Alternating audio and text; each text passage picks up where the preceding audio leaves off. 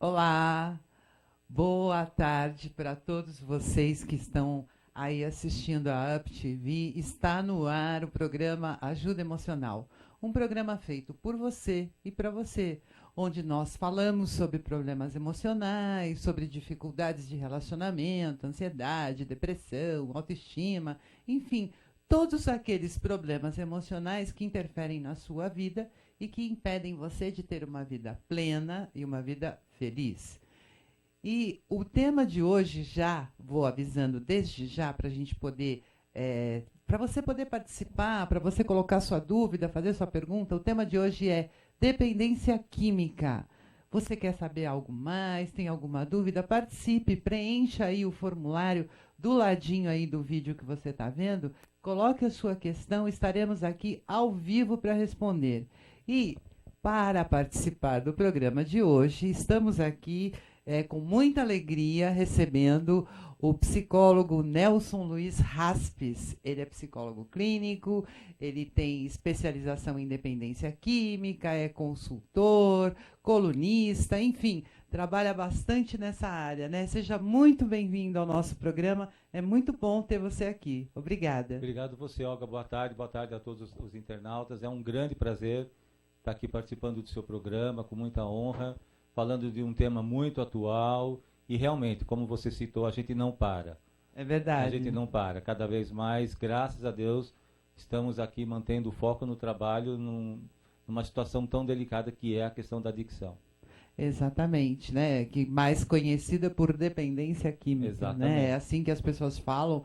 E eu acredito que hoje em dia, em qualquer família, né, em quase todas as famílias, a gente deve ter algum caso, né? Você tem ideia de quando é que começa essa coisa da adição, que a pessoa se torna dependente química? Existe algum estudo que mostra a partir de que idade isso começa a acontecer? Tem. Estudos tem bastante, né, Olga? Uhum. Porque pela experiência que eu já tenho já de praticamente 20 anos que eu estou na área, então a gente tem vários estudos comprovando que, por um lado, tem uma origem genética, Sim. vindo dos pais, mas por um outro lado, como a adolescência está começando muito cedo, diga-se 10, 11, 12 anos já estão começando a experimentar o álcool, entre outras coisas, do 11, 12 anos já começa dessa pegada, né? Por influência também de amigos, para poder se soltar, porque hoje em dia, para eles, entre aspas, é normal ter que beber numa festa, ter que beber num aniversário, numa churrascada. Se não tiver bebida, não é festa. Embora a bebida seja proibida para menores de 18 anos, isso é comum em qualquer reunião dos adolescentes mesmo, né? Na reunião dos adolescentes, porque assim, mesmo sendo proibido para vendas para menores de idades, vários estabelecimentos não vendem só para maiores de idade, vendem para qualquer público. Sim. E sempre tem um que é maior de idade, que se for o caso, vai lá, compra. Também. E acabam se reunindo no grupo lá para poder fazer o uso. Pois é, Entendeu? isso é muito triste, né? Sempre ter um adulto, digamos, que intermedia essa relação do jovem com o conhecimento da bebida. E isso começa em casa, muitas vezes, né? Começa a partir do momento que você tem um quadro instalado também dentro de casa. Porque eu parto do princípio, eu que já trabalho numa linha mais comportamental, de que as crianças copiam aquilo que vem dos pais. Sim, isso é verdade. Não As é crianças verdade? imitam, né? Tanto é que tem um livro, não lembro, agora não me recordo a autora, que o título é mais ou menos assim: as crianças aprendem aquilo que vivenciam. Sim. Né? Então não é só uma questão genética, é aquela questão de copiar o comportamento que vem na vida dela, é o comportamento aprendido, né? E muitas vezes os próprios pais, né? Experimenta, toma um pouquinho. A espuminha, só um golinho. Exatamente. E por aí você acaba, digamos, gerando uma dependência no futuro, né? Justamente. É muito triste isso, E começa né? mais cedo, né? Tá começando muito cedo. 10, Pior 11, 12 isso. anos. Tá começando cada vez mais cedo, né? E a questão não é nem só isso, Olga. A questão é da forma como estão utilizando, principalmente o álcool, entre outras drogas, de que as novas drogas e as novas formas de se utilizar essas novas drogas. Depois eu vou estar falando aí daqui para frente. Exato. Bom, e quais seriam as drogas mais utilizadas no dia a dia? Hoje em dia, tanto por jovens como por adultos, enfim, existe uma droga mais comum ou depende da classe social? Não depende. Eu não, pelo menos não vejo, porque como eu trabalho com todas as classes sociais, desde uma dona de casa que mora em periferia até pessoas com alto grau, cargo, empresários inclusive, não tem nem classe socioeconômica e nem faixa etária, né? Então, a bebida mais consumida mesmo é o álcool, a cerveja, né? Do álcool é a cerveja, vindo por trás junto a vodka, whisky, conhaque, então, mais ainda energético, também já se tornou um vício, também porque eles misturam o álcool com o energético, que é para dar uma aceleração mais rápida, ficarem mais eufóricos. E aí outras drogas em paralelo vêm, né, porque a gente fala de dependência múltipla, vem a cocaína, vem a maconha, que é praticamente a mais utilizada hoje em dia, e aí vai, uma coisa vai puxando outra, mas o álcool e a maconha são atualmente, pela experiência que eu tenho com os pacientes de onde eu trabalho, e pelo que eu leio, pelo que eu pesquiso, ainda o álcool e a maconha são as mais utilizadas. O álcool pela facilidade e até pelo valor econômico. Exatamente. E a maconha também, né? A maconha porque também. Eu penso que de todas as drogas seria a mais barata, vamos dizer assim.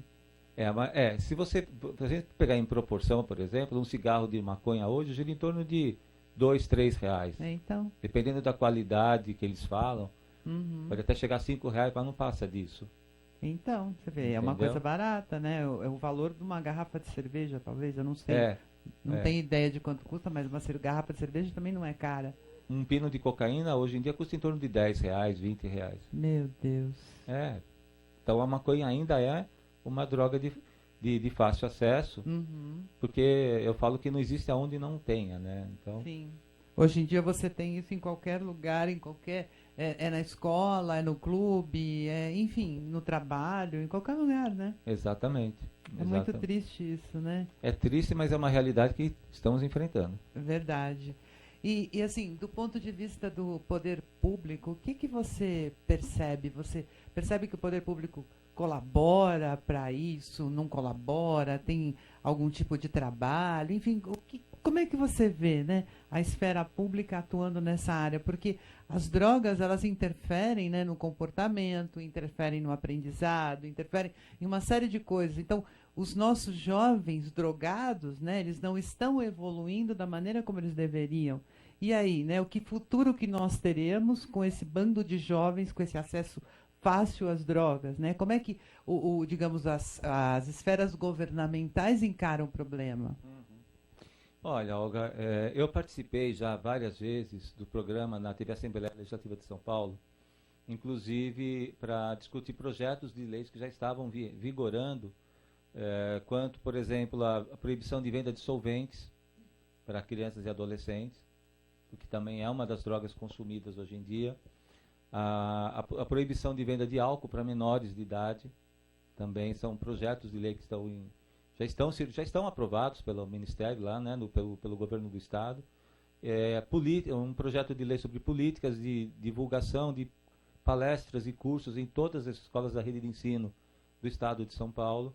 Então, existem trabalhos, sim, sendo utilizados em todos os meios aqui que a gente conhece. A questão que eu chamo muita atenção, Olga, que vai muito além disso, é que falam-se muito, por exemplo, da legalização das drogas, né? Eu tenho um pensamento que eu digo que, na minha opinião, as drogas já estão legalizadas pela facilidade que é de acesso. Sim, só falta uma lei. Só falta, né, uma lei para assinar, para dizer que está legalizada, porque no fundo ela já está. Outra coisa que eu chamo muita atenção, inclusive eu falei isso semana passada numa outra entrevista que eu participei, é de que as redes sociais também fazem muitas apologias à questão da dependência, do uso, do consumo. Haja vista, por exemplo, que Facebook tem canais de apologias ao álcool e a outras drogas, sim, ao consumo. O YouTube tem vídeos, por exemplo, de como você fabricar um cigarro de maconha, como você fabricar um cachimbo de crack.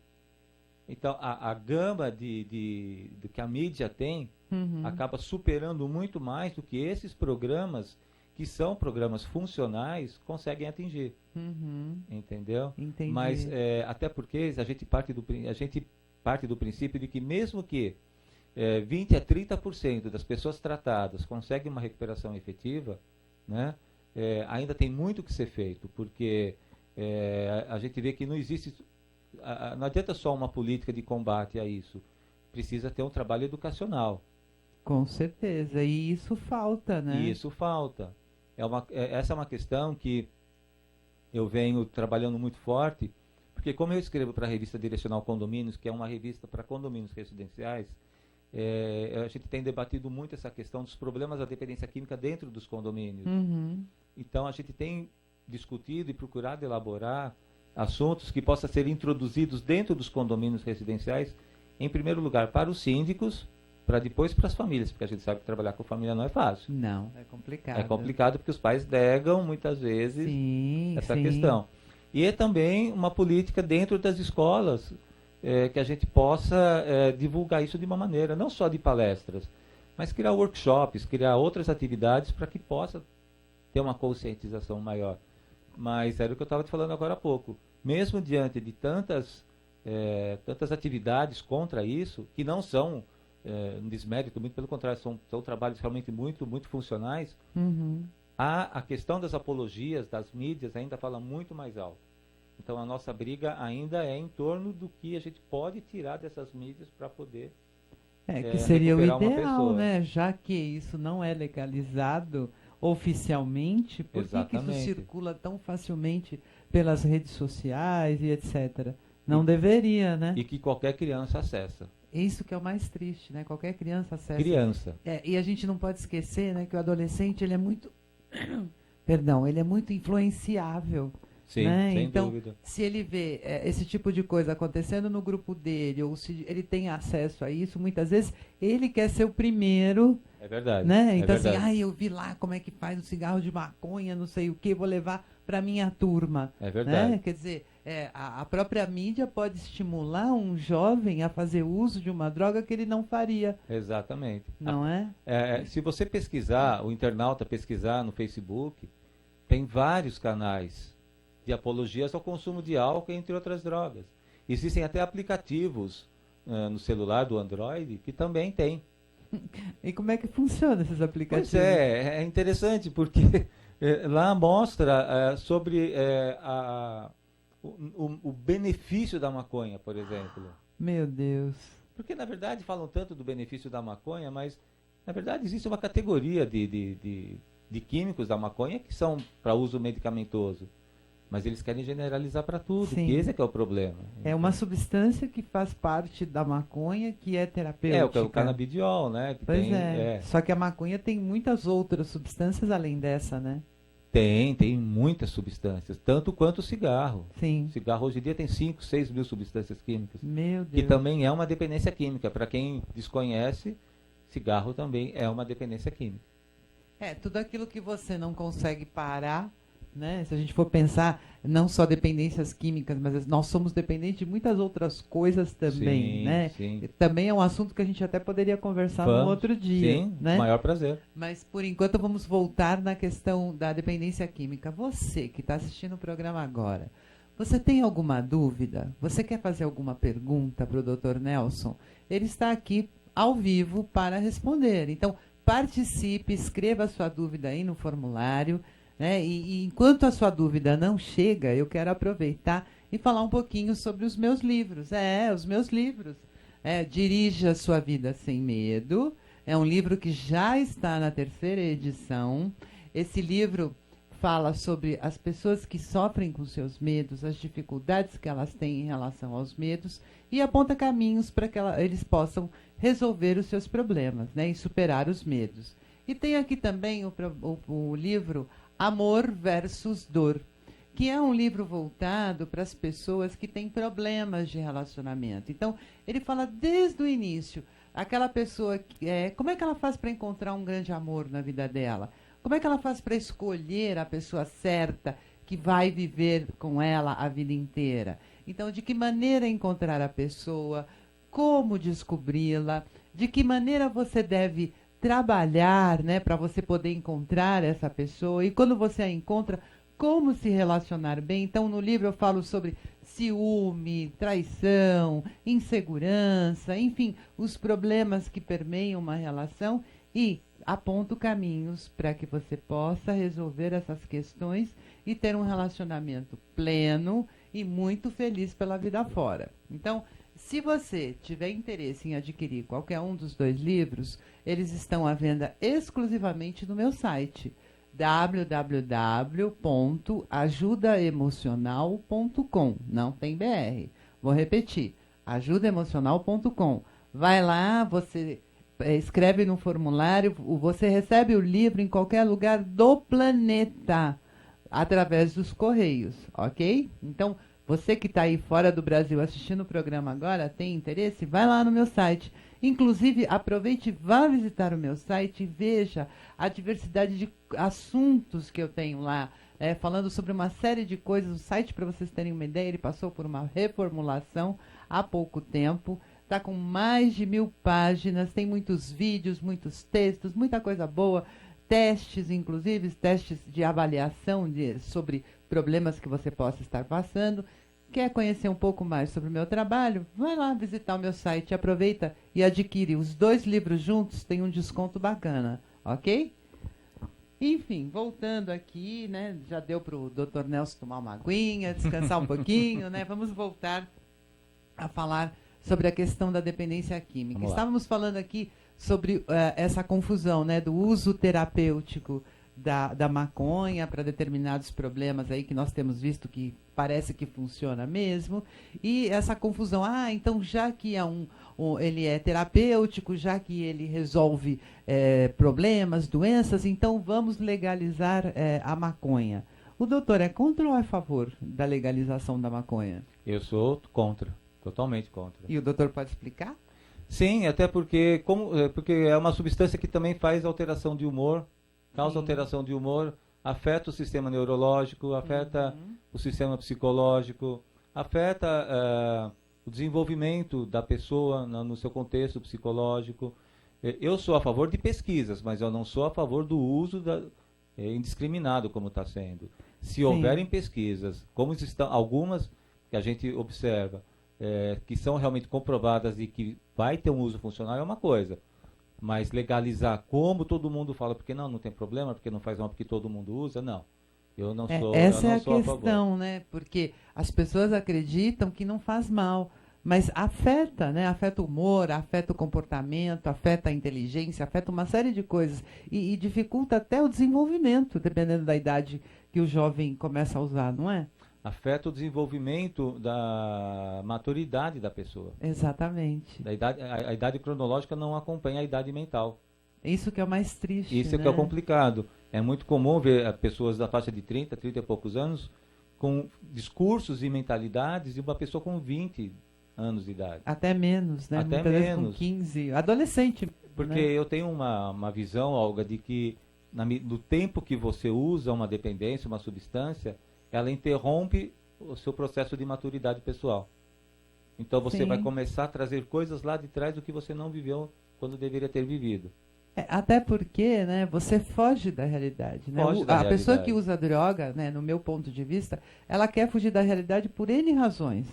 E se ela foge da realidade, como é que ela pode continuar evoluindo e se desenvolvendo? Exatamente. E quando ela tem que entrar em contato com a realidade, que ela está em abstênia, ela tem que ser tratada muito forte psicologicamente para poder administrar as novas sensações que ela vem colhendo. Exatamente. Por isso que é difícil,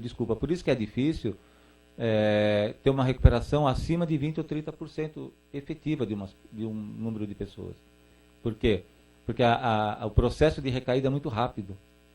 Para você ter uma ideia, tem pessoas que só esse ano que eu conheço já estão na 3ª internação. Nossa. Só esse ano. Então, até brinco, foi uma internação a cada 2 meses, porque nós estamos no mês 8, então em 6 meses a pessoa entrou na 3ª internação. Sim. A pessoa ela não aguenta passar por um processo inicial de recuperação, e ela não está bem psicologicamente, ela vai lá e recai. Recentemente eu atendi um senhor, inclusive infelizmente ele não continuou, porque ele teve 20 anos limpo, ele recaiu. Puxa Isso vida. significa o quê? Que a dependência química não tem cura, é uma doença incurável. ela tem que ser tratada pelo resto da vida. Quem pensa que depois de 10, 20, 30 anos pode tomar um golinho de cerveja ou fumar uma maconha, não pode. Porque vai despertar no cérebro novamente a sensação de que aquilo causou no passado. Mas mesmo com o tratamento psicológico? Mesmo com o tratamento psicológico, mesmo frequentando salas, frequentando grupos de anônimos, tomando medicação. Por quê? Porque a pessoa, ela, vamos dizer assim, todos falam que se não fosse bom, não usavam. É verdade. Não é? É verdade. Eles falam, se a droga não fosse boa, não existiria. Então, só o fato, por exemplo, de uma pessoa sentir o cheiro de uma cerveja quando está abstêmia do álcool, aquilo já causa na mente dela, no cérebro, isso é comprovado pela neurociência, de que ela desperta nela o desejo de voltar a beber. Se ela não estiver consciente de que ela não pode, radicalmente ela não pode, e nem cerveja sem álcool ela não pode, um gole já vai ser o suficiente para ela recair. Por isso que ela precisa aprender a controlar os seus impulsos, saber lidar com seus impulsos e saber falar não, né? Principalmente por vontade dela. Oi? Para a vontade dela. Pela vontade dela, exatamente. Porque se ela não for capaz de ter essa vontade própria de dizer não, ela não vai conseguir. Não vai conseguir. Né? Então, aí entra em xeque, muitas vezes, pessoas que são adictas, né? Que são viciadas, dependentes, sim, e a família quer que faça um tratamento e a família exige que essa pessoa seja internada. Se ela não quer sair disso, né, o tratamento não vai funcionar. Não. E você tocou num ponto muito importante, a questão da família, né, sim, Olga? Porque eu também trato de famílias de dependentes e de outras compulsões também. Então, são os codependentes. É verdade. Eles colaboram de alguma maneira para que o dependente continue dependente. Para você ter uma ideia, eu tenho um paciente onde eu trabalho, que ele tem um rapaz de 40 anos, a mãe acompanha ele na terapia. A mãe? A mãe, com mais de 70, quase 80 anos de idade, acompanha o filho para ter certeza de que ele vai se tratar. Porque ela não acredita Porque nele. ela não acredita, por lógico, ele deu N motivos para isso, ok. Sim. Mas ele tem 40 anos de idade. E a hora que ele estiver na rua, indo para o trabalho, indo fazer alguma coisa, ninguém tem o poder de controlar a vida do outro. É verdade. Mas o codependente, ele é tão doente quanto o dependente. Sim. Mas a mentalidade do codependente qual que é? O doente é ele, não sou eu.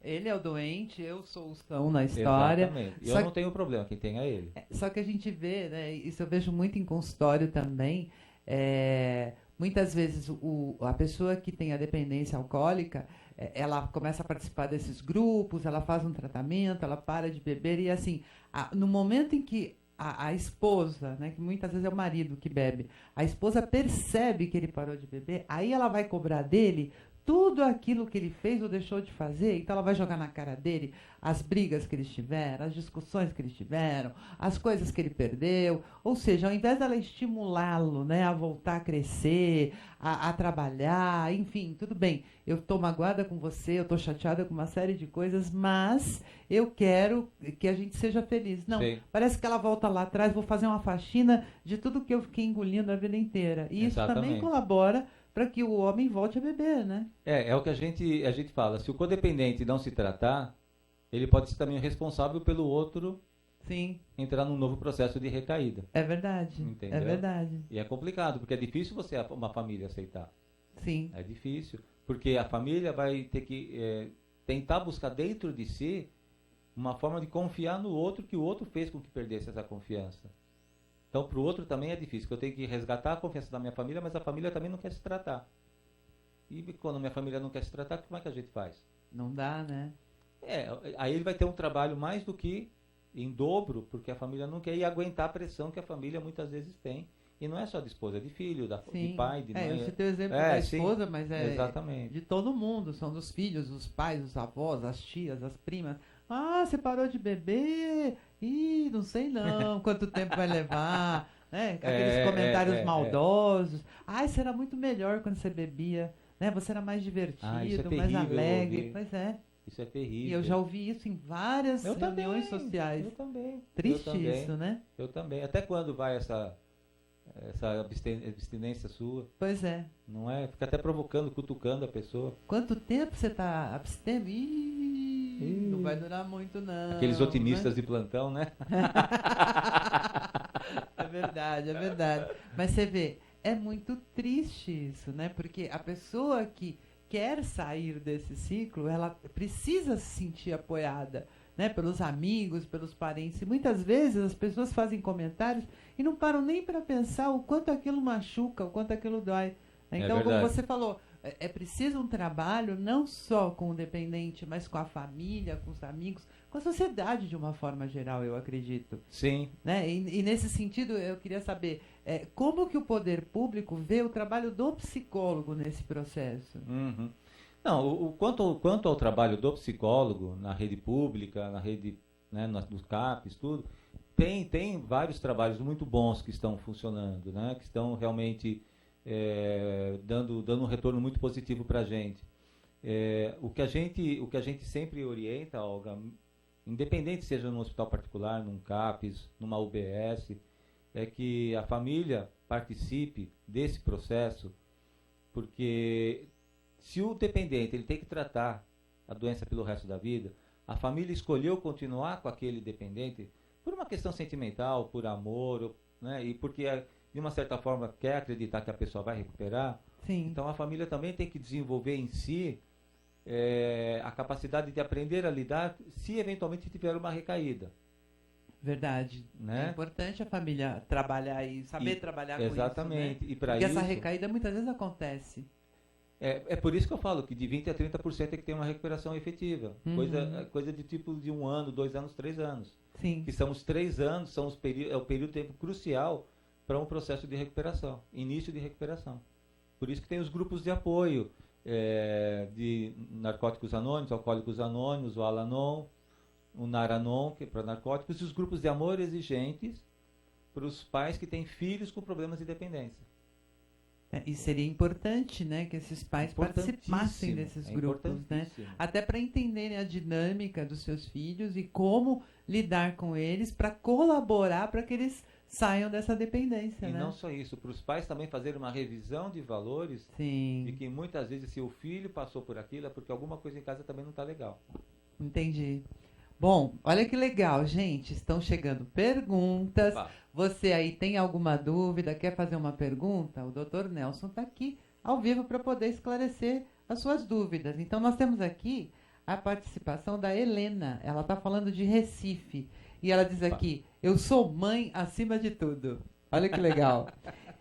E por isso eu me preocupo com meu filho chegar naquela idade e ver um filho caindo nas drogas. O que devo fazer? Esse é o meu maior medo. E assim, em poucas palavras, de que forma orientar essa mãe, né, para que esse menino não caia no mundo das drogas? Como ela poderia agir, assim, de uma forma básica para ela entender melhor? É a Helena, né? Helena, obrigado pela sua pergunta. É aquela bela questão de família que a gente sempre prega, né? O ambiente familiar saudável, onde tenha diálogos, onde tenha afetividade, onde tenha uma conversa, sim, onde tenha limites, tenha regras, é muito importante. Uhum. Pais que orientem seus filhos também, no sentido de conhecer seus amigos, aquilo que vem nas redes sociais, porque os filhos muitas vezes não deixam ver, né? E pais que buscam orientação de profissionais, de palestras, de textos, de livros.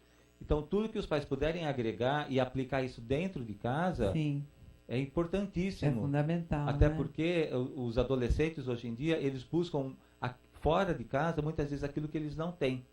Isso é verdade. Esse é o problema maior, né? Entendeu? É como eu disse lá atrás, né? Fugir da realidade. A realidade não está boa por alguma razão, e aí é uma coisa muito subjetiva, né? Cada um tem as suas razões para não estar sim, feliz com a sua realidade. Exatamente. E acaba fazendo uso da droga para fugir da realidade. E depois perde o controle, né? Até porque, Helena, até para dar mais um toque para você, não sei qual a idade do seu filho, mas a partir dos 12, 13, 14 anos que eles começam a sair de casa e que a influência dos amigos é muito forte para fazer parte daquele grupo. Uhum.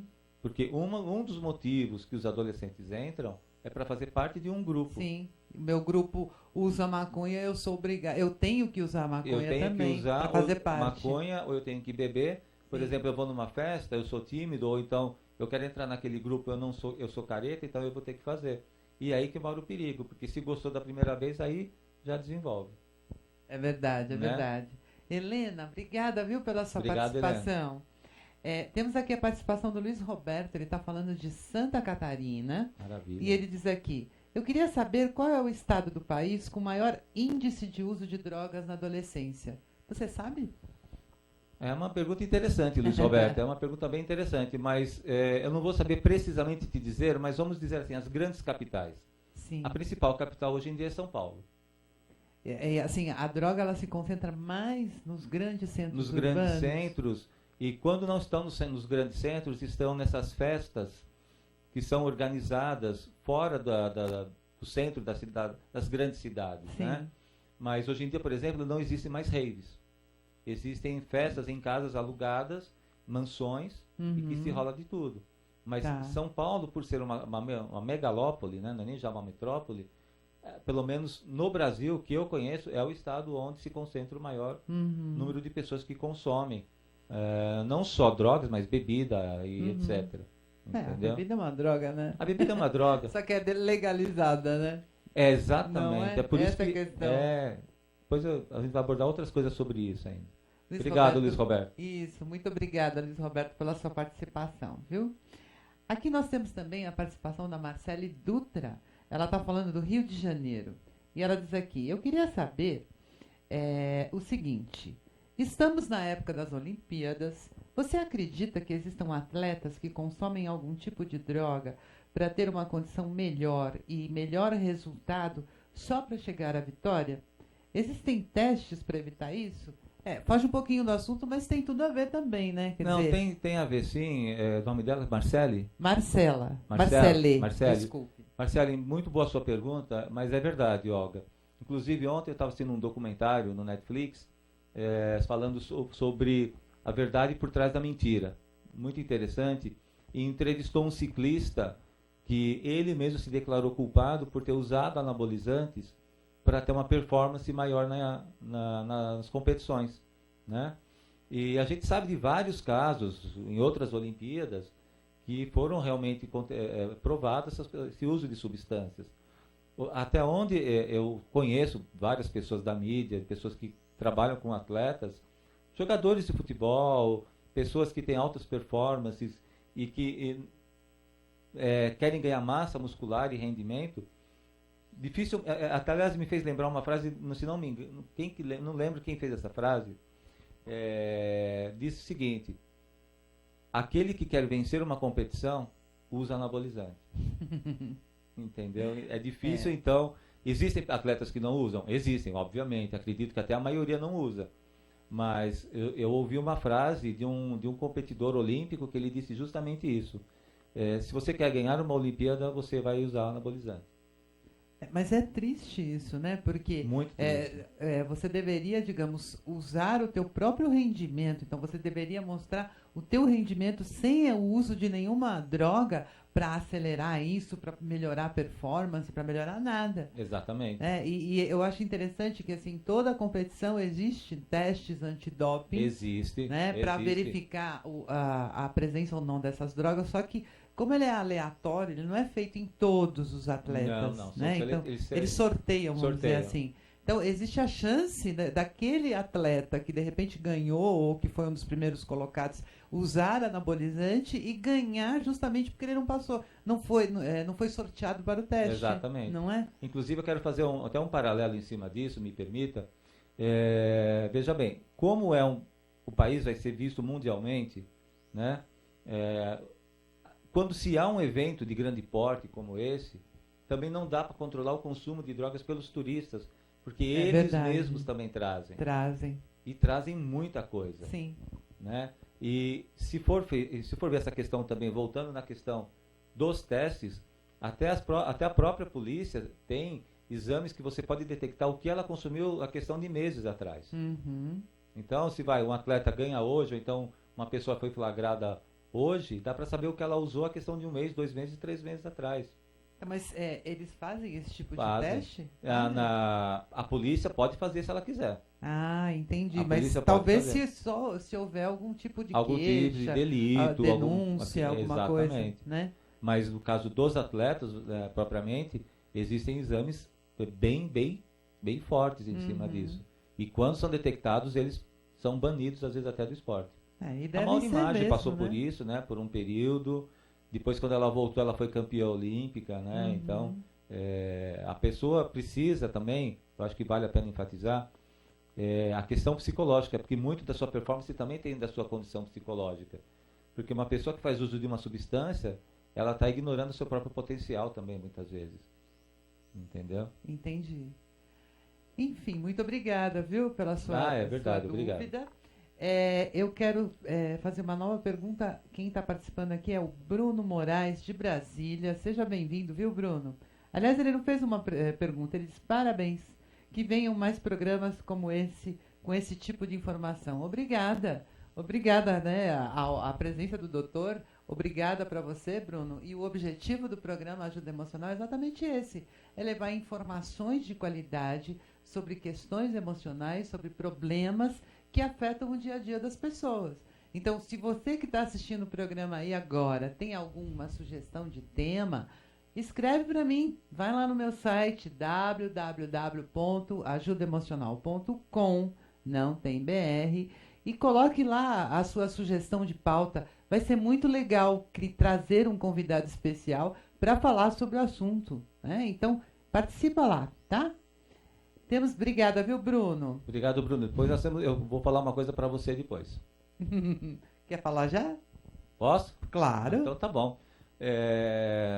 O Bruno, aproveitando a pergunta do internauta, do Bruno. Bruno, é com muito prazer que também estou aqui, porque estou aqui também na TV para comandar um programa a partir da semana que vem. Isso, sobre dependências químicas. Será todas as terças-feiras, às 16 horas.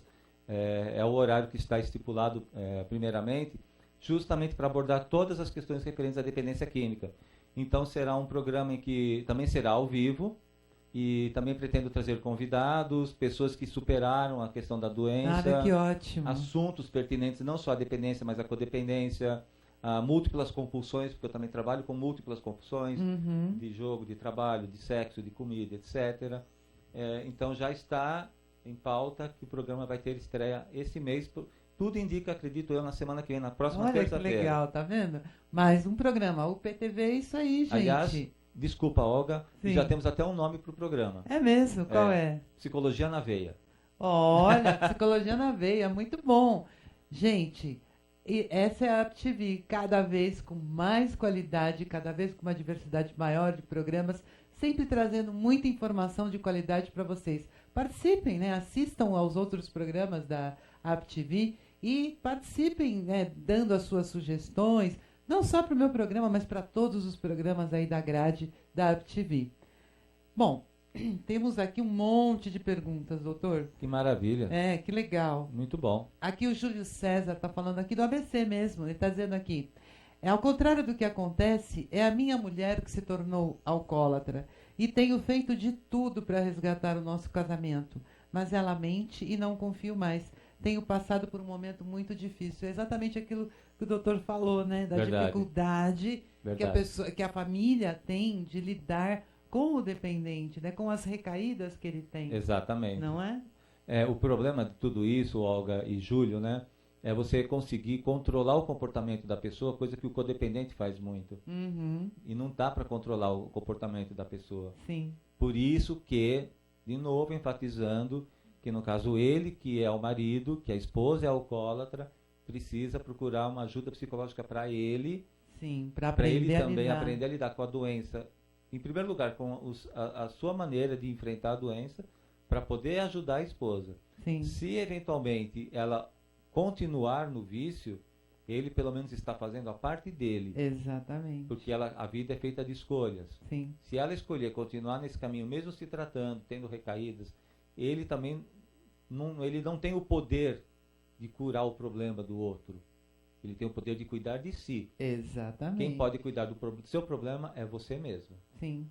Então, e para ela, se ela ainda não iniciou um tratamento efetivo, ou se já iniciou vários tratamentos, e todos foram não foram sucessos, né? Não tiveram sucessos, nada impede que se possa procurar outras formas de tratamento. Exatamente. Mas ele, no não caso... desista, né? Não desista. Ele, no caso, como um codependente, precisa procurar ajuda psicológica imediatamente. O codependente, ele realmente precisa de ajuda profissional para ele mudar os comportamentos, para mudar a sua maneira de agir, sua maneira de pensar, justamente para quê? Para colaborar para que a pessoa dependente com quem ele se relaciona possa superar isso também. Né? Porque muitas vezes eu vejo, né, que, como ele disse aqui, ela mente, não confio mais, então provavelmente ele deve discutir, tá vendo? Tá mentindo de novo.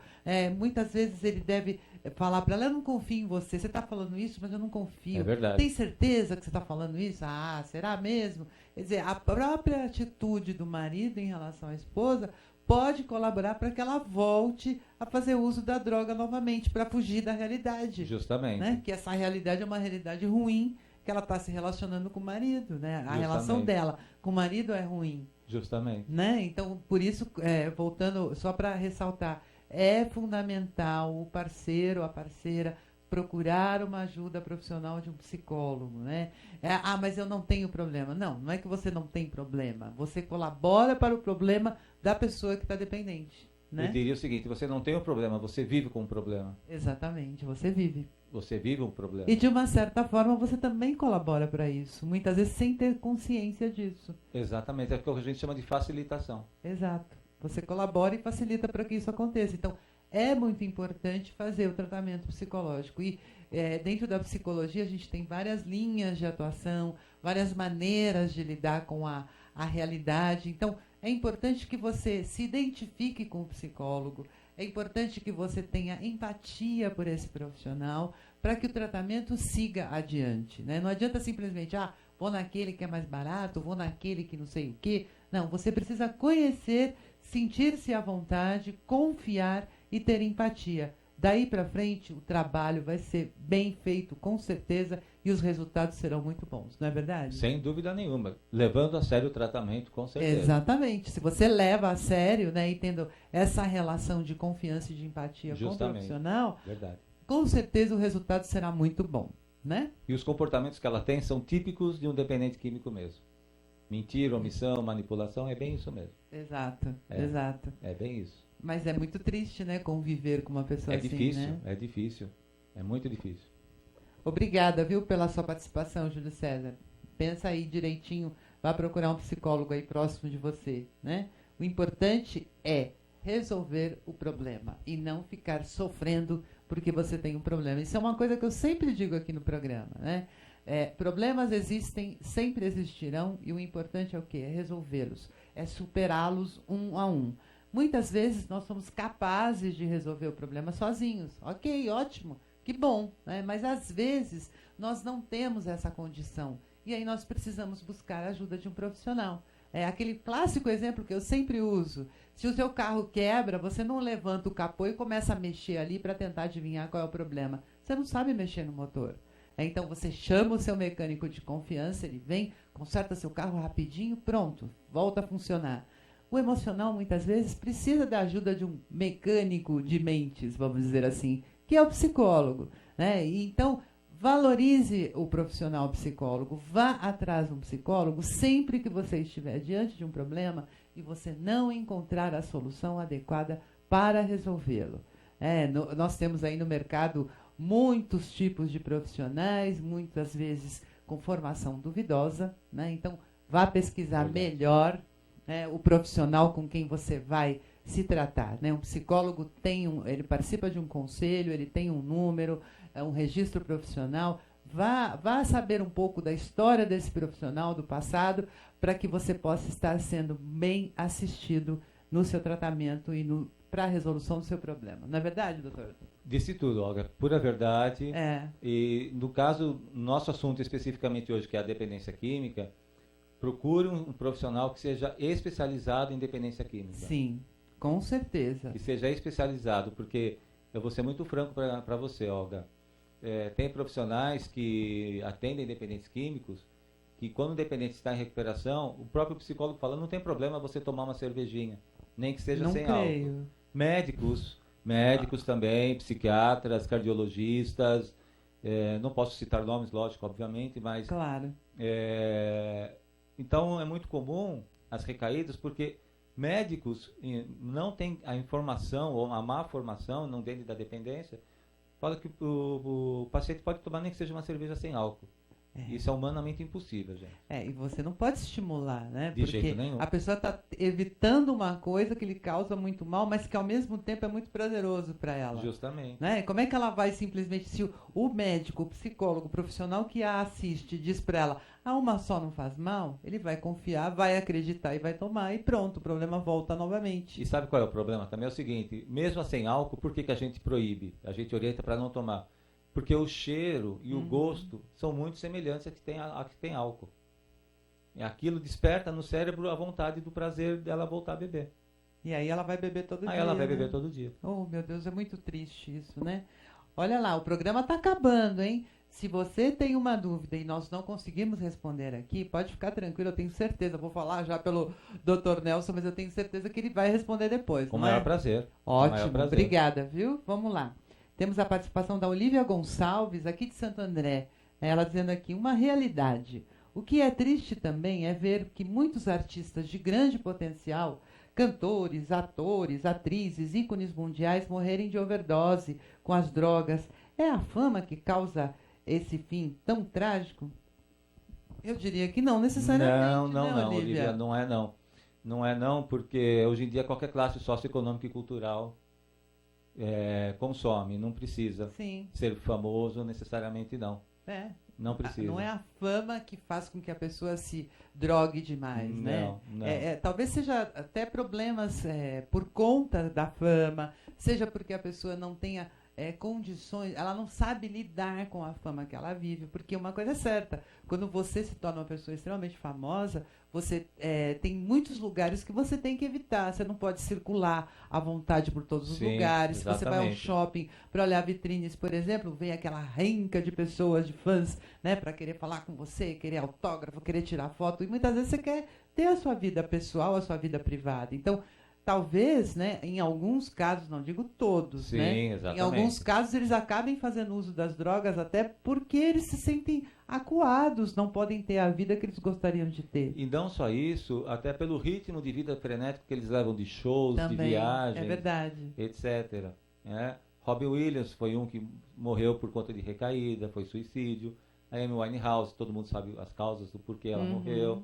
Sim. Mas para você ter uma ideia, internauta, que não é a questão da fama, uma categoria que usa muito droga hoje em dia é caminhoneiro para poder viajar noites e noites. Hoje em dia não é mais o arrebite, eles usam cocaína. Exato. Justamente para poder cumprir com a carga horária de trabalho, para poder ganhar um pouco mais de dinheiro, né? E colocando em risco não só a vida deles, mas a vida de todo mundo que passa por eles. Por incrível que pareça, tem pessoas que ficam 3 dias viradas acordadas. Meu Deus, e nós sabemos os danos que isso causa a longo prazo, né? Exatamente. Mas foi muito boa pergunta, agradeço. Obrigada, viu, Olivia, pela sua participação. Bem, estamos chegando ao final do programa. Já? Você vê como passa rápido? Passa muito rápido, né? Tem muitas perguntas que eu gostaria de fazer para o doutor, mas eu com certeza vou chamá-lo numa próxima oportunidade para participar, para esclarecer. Se você ainda aí tem alguma dúvida, não conseguiu ter a sua dúvida esclarecida, você pode escrever aqui para a AppTV ou você pode diretamente lá no meu site escrever a sua dúvida, né? Eu posso encaminhar para o doutor sem problema nenhum. Com o maior prazer. Porque o objetivo deste programa, Ajuda Emocional, é esclarecer, é trazer orientações, apontar caminhos para que você possa esclarecer o seu problema e resolvê-lo.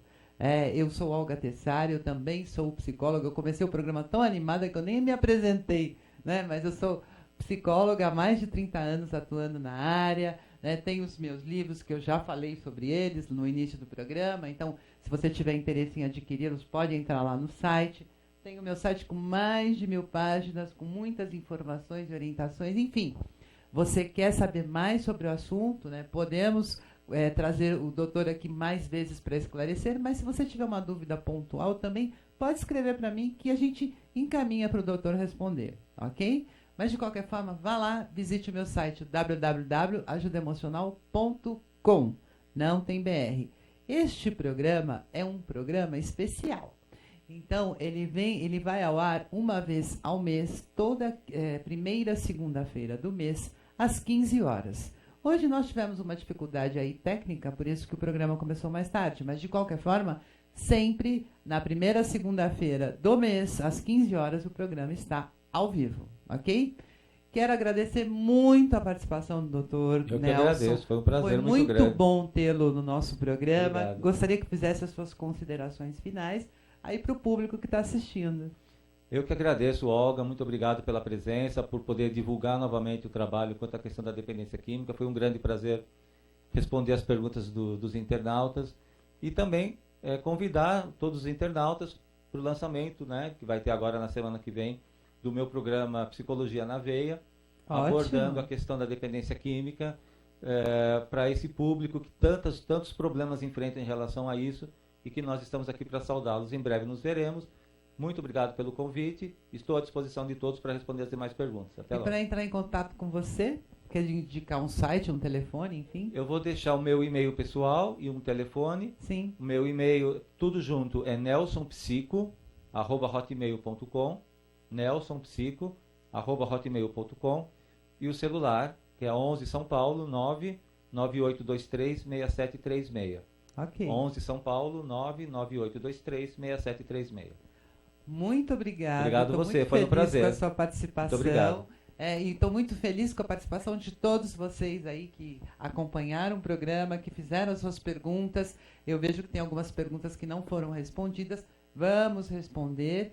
E convido todos vocês, mais uma vez, a participarem do programa Ajuda Emocional. Tem alguma dúvida, quer fazer alguma sugestão de pauta, quer perguntar, enfim, tem algum assunto do seu interesse? Vai lá no meu site, escreva a sua dúvida, faça a sua pergunta, que com certeza o tema será, será tema de um dos nossos programas daqui para frente. Gostaria muito novamente de agradecer a todos, dizer para vocês que eu fico muito feliz de participar desse programa, de fazer parte da família UpTV. O Dr. Nelson está entrando para essa família, uma família muito legal. Quem faz parte da família não quer sair jamais. É muito bom estar aqui. Não tenho a mínima dúvida disso.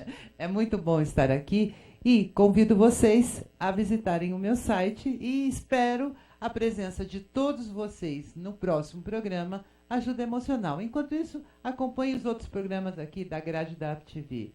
Gente, um grande abraço para vocês. Desejo um excelente mês para todos vocês. Estamos iniciando o segundo semestre letivo, e caminhando para o final do ano. Todo mundo diz que quando agosto começa, o ano corre muito rápido, mas não esqueça de uma coisa, o mais importante é você estar bem e você estar feliz.